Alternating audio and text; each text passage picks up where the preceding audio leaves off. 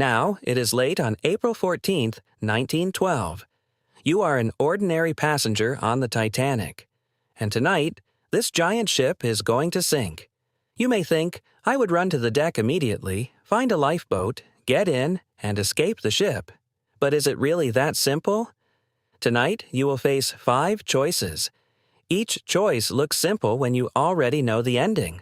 But back on that night in 1912, each choice could make you hesitate. And on the Titanic, a few minutes of hesitation could make you miss the last lifeboat. Now, make these 5 choices. Let us see if you can survive Titanic's final night. The first choice: how do you get to the lifeboats? At 11:40 p.m., the Titanic struck an iceberg. From the collision to the sinking, there were only a little more than 2 hours.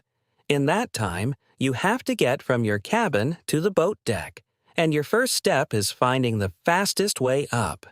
You know the lifeboats are above you, but you may not be in the right place. If you are in a lower cabin, you have to find the stairs. If you are deep inside a corridor, you have to figure out which passage still leads upward. If you follow the crowd, you may only be carried into another blocked stairway. If you stop to ask everyone what happened, you may get more noise, but not the right direction. You know the goal, but you may not know the route. The second choice: do you stay beside the closest lifeboat or search for the one that is actually boarding? You finally reach the deck. You see the lifeboats. But seeing a lifeboat does not mean you are saved. The Titanic carried 20 lifeboats.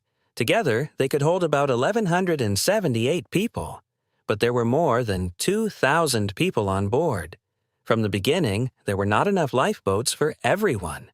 More importantly, the lifeboats were not lowered all at once. They had to be prepared one by one, loaded one by one, lowered one by one. Some early lifeboats even left without being full. The closest lifeboat may not be ready. The most crowded one may already be impossible to enter. The one that looks ready to lower may not have started boarding yet. The one on the other side may be boarding now, but by the time you reach it, it may already be gone. Here, a lifeboat is not a fixed answer. It is a short window. Standing beside a lifeboat does not mean you have a seat. Standing beside the right lifeboat at the right time might. The third choice: do you stand on the port side or the starboard side? You may think that once you find a lifeboat, you are close to the answer. But on the Titanic, the side of the ship you stand on could also change your chance of survival. The boarding rules on the port side and the starboard side were not handled exactly the same way. A common historical account says that Second Officer Lightoller, on the port side, enforced women and children first more strictly. In some cases, even if a lifeboat was not full, men had very little chance of getting in. On the starboard side, First Officer Murdoch may have been more willing to allow some men aboard when no more women and children were nearby.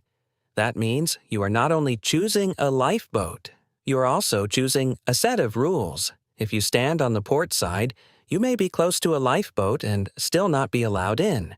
If you stand on the starboard side, you may have a slightly better chance, but on that night, you would not know this in advance. You would only see a confused crowd, crew members giving orders, lifeboats being lowered, and time running out. That is the cruel part of this choice. You know lifeboats can save lives, but you do not know which side of the ship might actually let you on. The fourth choice: you are close to a lifeboat. Do you go back to find someone? You find a lifeboat that is boarding. You are not far away from it. You can even see the seats inside. But then you realize someone with you is missing. Maybe a friend, maybe a family member, maybe someone who left the cabin with you earlier. They may have taken a different staircase. They may be trapped behind the crowd. They may still be below, looking for you. Now, do you get in first or go back to find them? Going back is reasonable. It is human. No one wants to survive alone and spend the rest of their life wondering, if I had gone back, could I have found them? But the lifeboat will not wait for your emotions. If you go back for 1 minute, the crowd changes. If you go back for 2 minutes, the deck becomes more chaotic. If you go back for 5 minutes, that lifeboat may already be gone. If you go back, you may find them. Or both of you may miss the window. If you get in first, you may survive. But you will live with that choice.